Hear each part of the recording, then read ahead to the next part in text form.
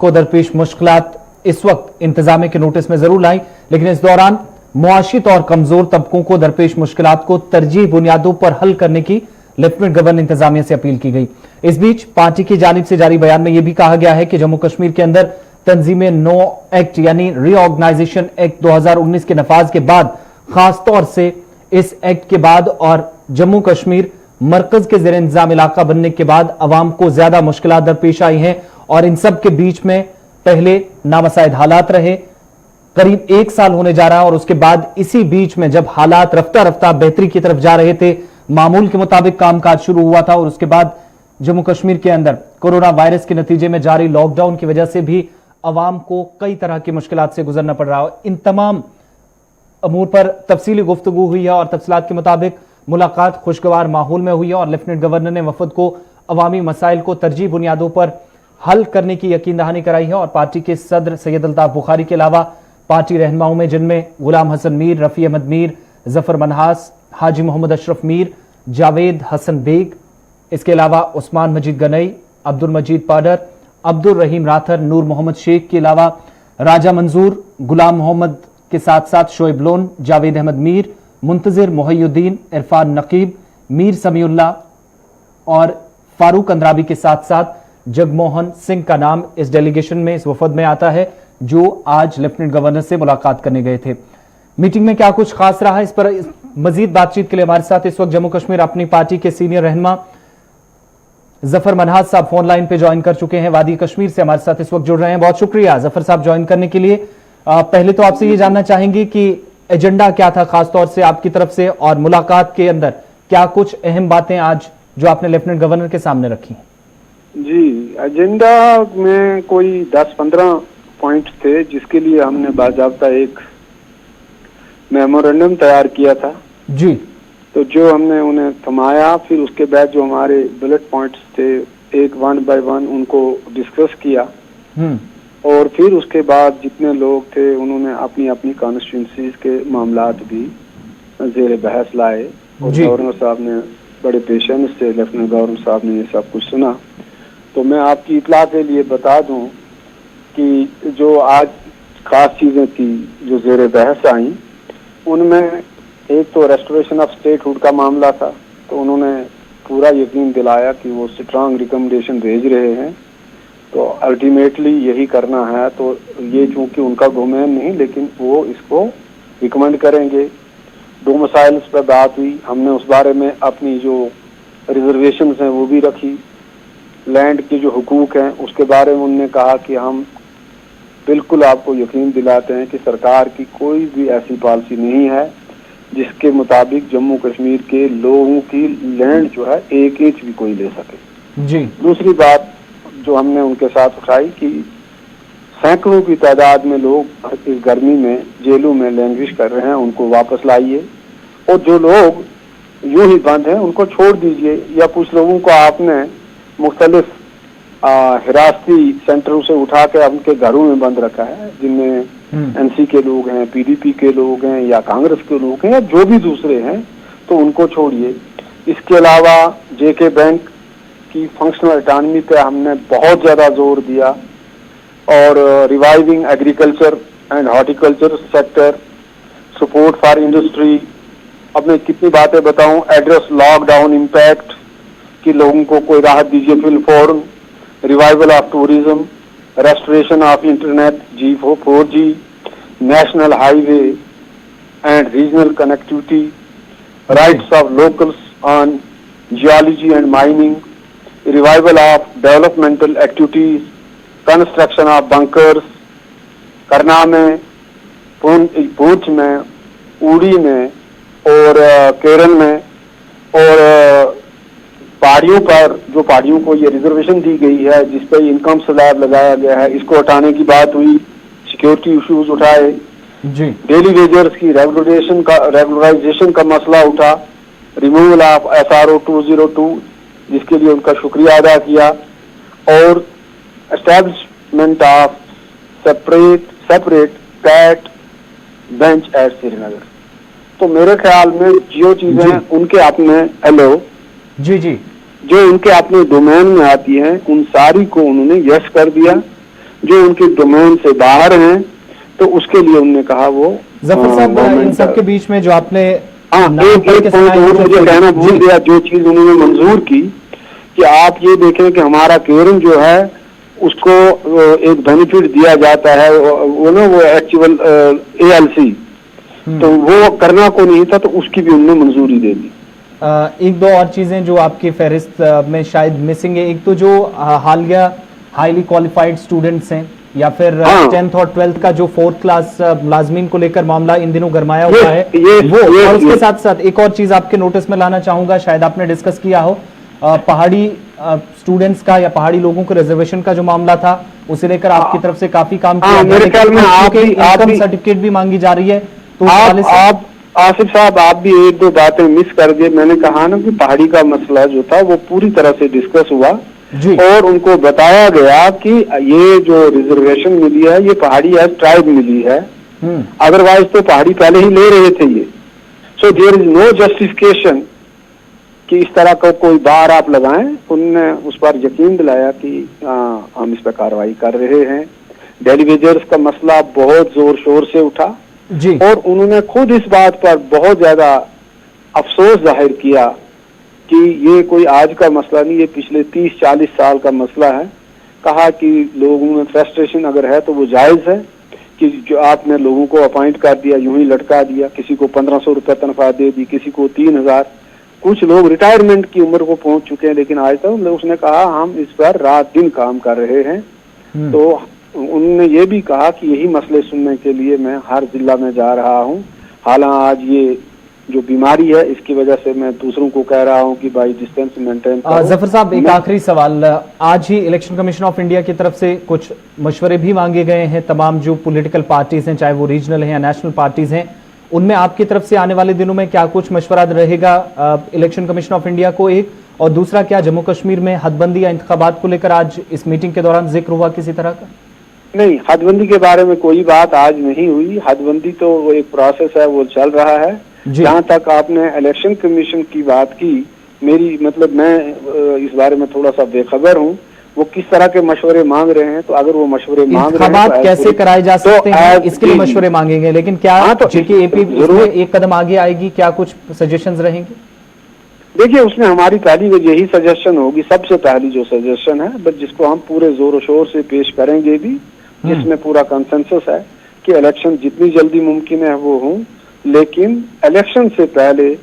जो स्टेटहुड है उसको रेस्टोर किया जाए। बहुत शुक्रिया बात करने के लिए जफर मनाज साहब। तो जम्मू कश्मीर अपनी पार्टी के लीडरान की एक वफद ने आज मुलाकात की है लेफ्टिनेंट गवर्नर गिरीश चंद्र मुर्मू से, और इस बीच मुख्तलिफ उमूर पर तबादला ख्याल हुआ। एक यादाश्त भी उन्हें सौंपी गई है। इस मेमोरेंडम में कई अहम जो नुकात अभी गिनवा रहे थे जफर मनाज साहब, वो इंतजामिया के सामने रखे गए और उनके बकौल यकीन दिलाया गया है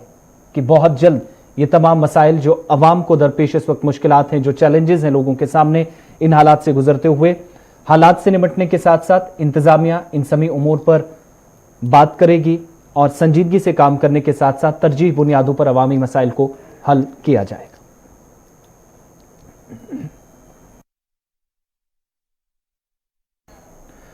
बढ़ते आगे बात हज के हवाले से। हज 2020 के तमाम आज़मीन हज को जम्मू और कश्मीर हज कमेटी ने इतला दी है कि इसे हज कमेटी ऑफ इंडिया मुंबई से मुतल्लिका आज़मीन के पासपोर्ट्स मौसूल हो चुके हैं और जम्मू कश्मीर हज कमेटी ने यह इतला दी है कि रियासत के या जम्मू कश्मीर के अंदर तमाम आज़मीन के पासपोर्ट हज कमेटी ऑफ इंडिया से जो मौसूल हुए हैं और उन्हें कुछ दिन बाद ही तकसीम किया जाएगा। और जो बयान जारी किया गया है उसके मुताबिक कोरोना वबा की वजह से आज़मीन में पासपोर्ट तकसीम करना इस वक्त मुश्किल है, इसलिए कुछ दिन बाद पासपोर्ट की तकसीमकारी का ये अमल जो है वो शुरू किया जाएगा और बयान के मुताबिक अगस्त 2020 के बाद सूरत हाल का जायजा लिया जाएगा और पासपोर्ट की तकसीम के बारे में ताज़ा नोटिफिकेशन जो है वो भी जारी किया जाएगा।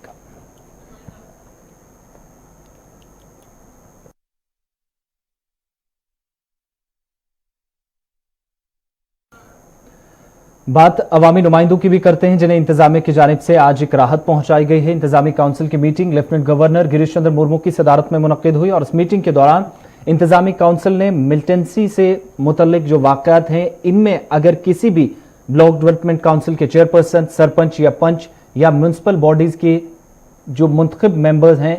उनकी मौत होती है, इस तरह के किसी वाकये में उनकी जान चली जाती है, तो 25 लाख रुपए के लाइफ इंश्योरेंस कवर को आज मंजूरी जम्मू कश्मीर इंतजामिया की जानिब से दे दी गई है। और इस बीच आपको यह भी याद होगा कि ब्लॉक डेवलपमेंट काउंसिल के जब इंतखाबात जम्मू कश्मीर के अंदर पहली मरतबा हुए थे, तो उस वक्त से अवामी नुमाइंदों की जानिब से उन्हें तहफ़्फ़ुज़ फराहम करना और लाइफ इंश्योरेंस पॉलिसी लागू करने का उनकी जानिब से मुसलसल मुतालबा किया जा रहा था, जिसे आज मंजूरी दे दी गई है एडमिनिस्ट्रेटिव काउंसिल की जानिब से। बात कोविड-19 की। मुल्क भर के साथ साथ जम्मू कश्मीर में भी इस वायरस ने तबाही मचा रखी है और 441 नए केसेज आखिरी इतलात मिलने तक जम्मू कश्मीर के अंदर आज सामने आए हैं। वादी में 398 और जम्मू सूबे से 43 मुस्बत मामलों की तस्दीक हुई है। वहीं पिछले 24 घंटों के दौरान 5 लोगों की भी मौत हुई है और इस तरीके से मरकज के जेर इंतजाम इलाके में अब तक 236 लोगों की अमवात हो चुकी हैं। सभी अमवात आज कश्मीर वादी से हुई। वहीं मुल्क भर में कोरोना मुतासरीन की तादाद 10,58,000 तक पहुंच गई है, जबकि कोविड-19 से अब तक पूरे मुल्क में 26,500 से ज्यादा लोग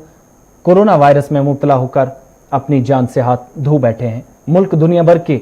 उन ममालिक की फहरिस्त में शामिल है तीसरे नंबर पर, जहां पर सबसे ज्यादा मुतासरीन और मरने वालों की तादाद है। बहरहाल इस वक्त सबसे ज्यादा मुतासरीन की तादाद जहां भारत में है, तीसरे नंबर पर इस लिस्ट में अमेरिका और इसके साथ साथ दीगर कई ममालिक जहां की तादाद इस वक्त मुसलसल बढ़ रही है। हर 24 घंटे के बाद आंकड़े सामने आ रहे हैं और भारत अब तीसरे नंबर पर ब्राजील और अमेरिका के बाद है।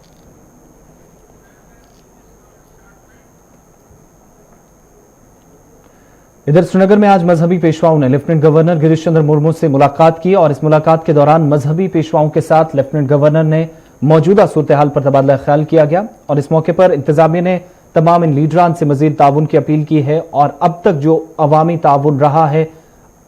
इंतजामिया को, उसकी भी सताइश की गई है। वहीं मुहलिक मर्ज से अवाम को निजात दिलाई जा सके, इसके लिए लेफ्टिनेंट गवर्नर ने मजहबी पेशवाओं व सिविल सोसाइटी के जिम्मेदारान से अपील की कि इंतजामिया की जानिब से जारी किए गए रहनुमा खतूत पर अमल दरामद सख्ती के साथ किया जाए और लोगों को भी अपील की जाए कि वो गाइडलाइंस पर, SOPs पर बाज़ाब्ता तौर पर अमल दरामद करें और इंतजामिया की मदद की जानी चाहिए।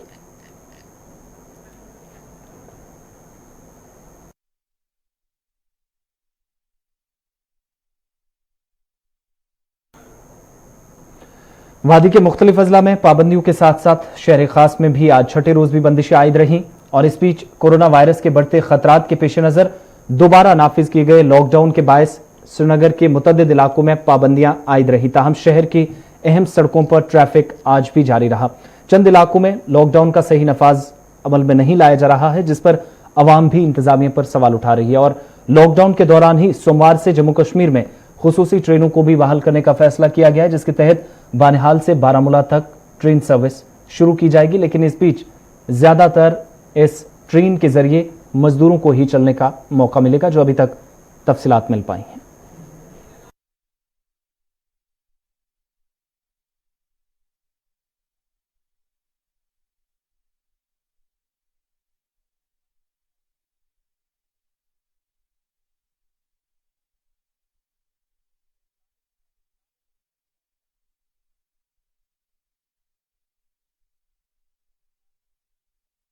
लॉकडाउन है कश्मीरियों के लिए और वो भी दुकानदारों और ट्रांसपोर्टर के लिए। रहा सवाल टेस्ट करने का, हमें लगता है कि जो ये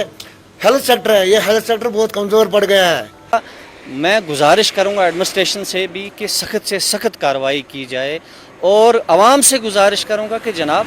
गाँव में कहीं भी, अच्छा किसी को कहते हैं भाई मास्क पहनो, वो बड़ी पुरानी मिसालें दे देता है, ओ जी जो करना है ऊपर वाले को करना है।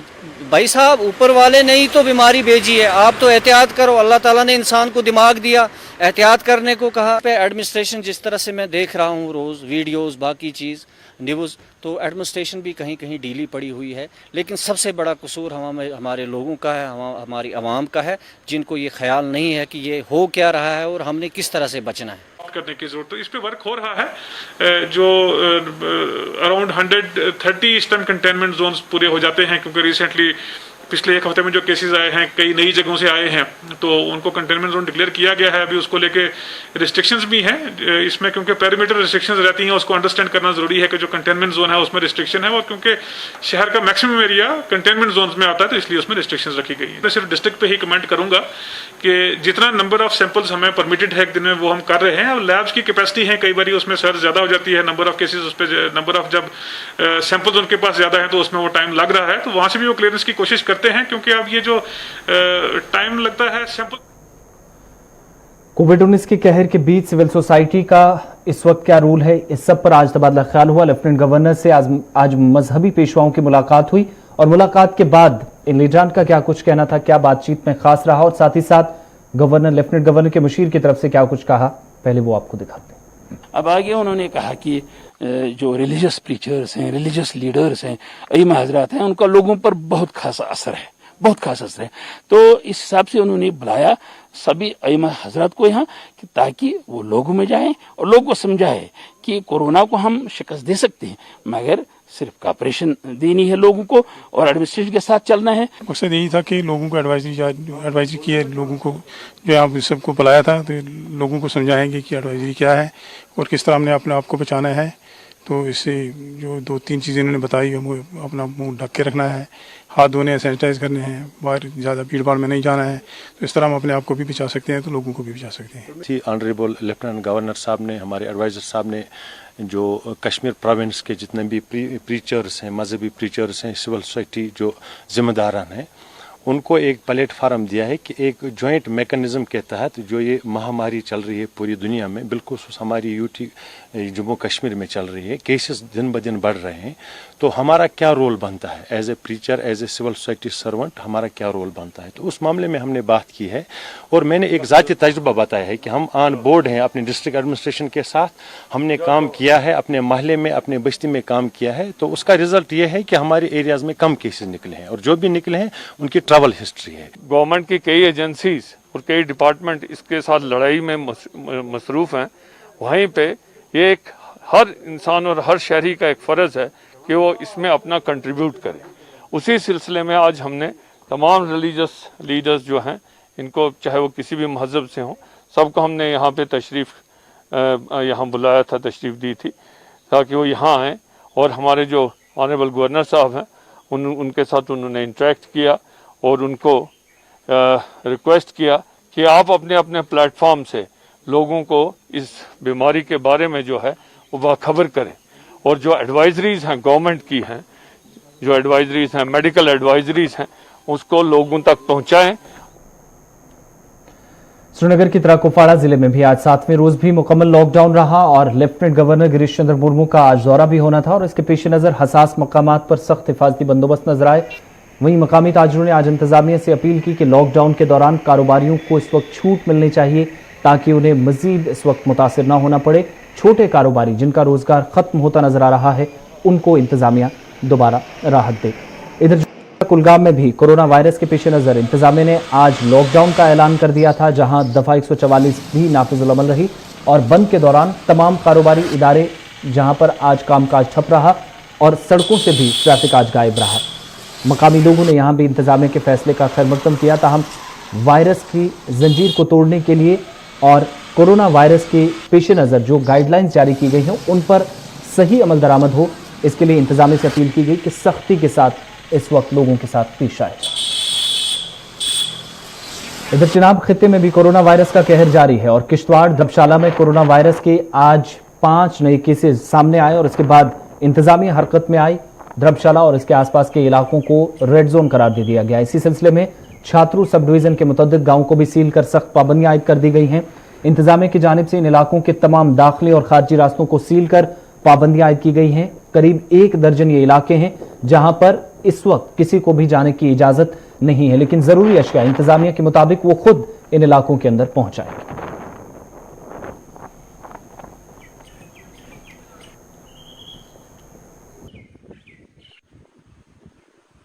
धर्मशाला वो एरिया है जिसको डिस्ट्रिक्ट मजिस्ट्रेट किश्तवाड़ की तरफ से रेड जोन घोषित कर दिया गया है और ये अब एरिया जो है इसको पूरे एरिया को सील कर दिया गया है और पूरी मार्केट और जितनी भी जहाँ बिजनेस एस्टेब्लिशमेंट थी वो सारी इस वक्त बंद है। सिर्फ ये नेशनल हाईवे जो मेरे पीछे आप देख रहे हैं ये किश्तवाड़ को जाती है और ये सिर्फ इसी के ऊपर गाड़ियों की आवाजाही हो रही है और बाकी एरिया जो है वो पूरी तरह से सील कर दिया गया है। और हम आपको ये बताते चलें कि किश्तवाड़ में जो पिछले दिनों जो केसेस का जो एकदम से बढ़ना शुरू हुआ उनकी तादाद जो है वो बढ़नी शुरू हुई थी। इसी को मद्देनज़र रखते हुए दराबशाला एरिया जो है यहाँ से भी कुछ केसेस जो निकल के आलमी वबा कोरोना वायरस के दौरान तिब्बी शोबे से मुंसलिक अफराद को हर रोज किसी न किसी किस्म की मुश्किलात से दोचार होना पड़ रहा है। कभी इलाके में आयद पाबंदियों के चलते हिफाजती एहलकारों से बहस करनी पड़ती है और इन सब के बीच में कई बार अस्पतालों में मरीजों के जो रिश्तेदार हैं उनका गुस्सा भी बर्दाश्त करना पड़ता है। लेकिन इन सब के बावजूद डॉक्टर्स अपनी पेशावराना खिदमात बखूबी निभाते रहे, पीछे नहीं हटे। खुद के परिवार, खुद के घर वाले एक तरफ रखे लेकिन मरीजों को पहले देखने आए। ऐसी ही एक वाक़या श्रीनगर के अंदर पेश आया जहां पर हालांकि डॉक्टर्स की कारकर्दगी पर सवाल नहीं उठाए जा सकते। इस वक्त जहां पर बहुत कम रिसोर्सेज थे बावजूद उसके डॉक्टरों ने अपनी खिदमत अंजाम दी। लेकिन इन सब के बीच में अस्पताल में जहां पर क्वारंटाइन होने की सलाह देने पर मरीज के रिश्तेदारों ने एक डॉक्टर के साथ मारपीट कर दी। श्रीनगर का SMHS अस्पताल जहां पर मरीज के रिश्तेदारों और तिब्बी अमले के दरमियान जब बहस शुरू हुई, 2 डॉक्टरों के साथ हाथापाई का भी मामला सामने आया। इनमें से एक सीनियर खातून डॉक्टर भी थी और अस्पताल के सीनियर डॉक्टरों की माने तो तिब्बी अमला तमाम मुश्किलात के बावजूद इस वायरस के खिलाफ जंग में पेश रहा और अवाम ने भी हर वक्त ताउन दिया। ताहम कुछ हादसे ऐसे होते हैं जो इंसान जिंदगी भर याद रखते हैं और यहां भी ऐसा ही हुआ जहां मरीजों या तीमारदारों की जानिब से एक बार फिर एक डॉक्टर के साथ मारपीट की गई। उसके बाद श्रीनगर के अंदर आज एक बार फिर इस मारपीट के मामले के खिलाफ SMHS अस्पताल के बाहर तिब्बी व नीम तिब्बी अमले ने एहतजाज दर्ज किया और यह भी कहा गया कि अगर इस वबाई सूरत हाल से निमटने के लिए वो घर बार छोड़कर अस्पताल में इस खतरनाक सूरत हाल में पहुंच रहे हैं तो उन्हीं के साथ इस तरह के वाक़यात रोनमा क्यों हो रहे हैं। इन सब के बीच में एक सवाल और भी पैदा होता है कि जो मरीजों या तीमारदारों या फिर मरीज और डॉक्टर्स के दरमियान का जो राब्ता होता था, जो कनेक्शन होता था, जिस तरीके से देखरेख मरीजों की होती थी, वो अब क्या मौजूदा वक्त में हो रही है। आलमी वबा के बीच डॉक्टर्स तो अपनी खिदमत अंजाम दे रहे हैं, लेकिन ऐसा क्यों कि मरीजों या तीमारदारों के बीच या फिर डॉक्टर्स के ऊपर जो मरीजों का कहीं ना कहीं बेहतर तालमेल के साथ साथ एतमाद होता था, भरोसा होता था, वो क्या खत्म हो रहा है? ये बहुत बड़ा सवाल इस वक्त समाज के सामने है।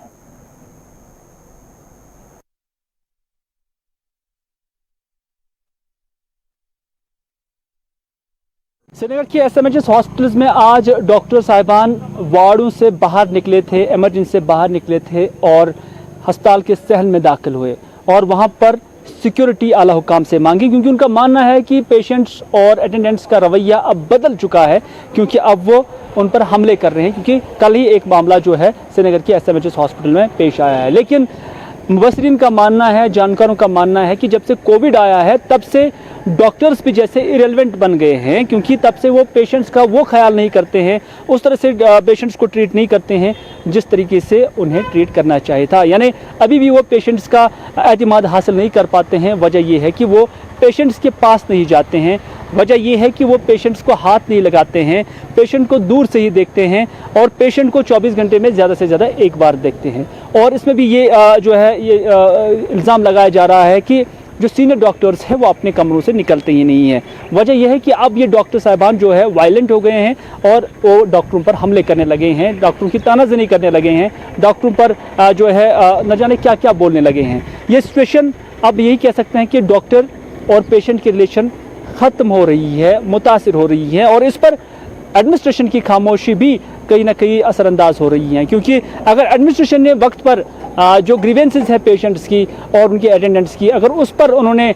वक्त पर ही नोटिस लिया होता और एक्शन लिया होता तो शायद आज ना ही पेशेंट्स एहतजाज करते और ना ही डॉक्टर साहिबान एहतजाज करते। क्योंकि जहां ये बात जस्टिफाइड नहीं है कि कोई पेशेंट या अटेंडेंट किसी भी डॉक्टर पर हमला करे, ये बिल्कुल भी कानूनी नहीं है और इस समाज में जो है इखलाक की कोई ज़मानत नहीं देता है, बल्कि जहाँ ये चीज़ है वहीं पर अगर किसी पेशेंट को भी सही इलाज व मुआवजा नहीं पहुँचता है और डॉक्टर साहिबान भी अगर उसकी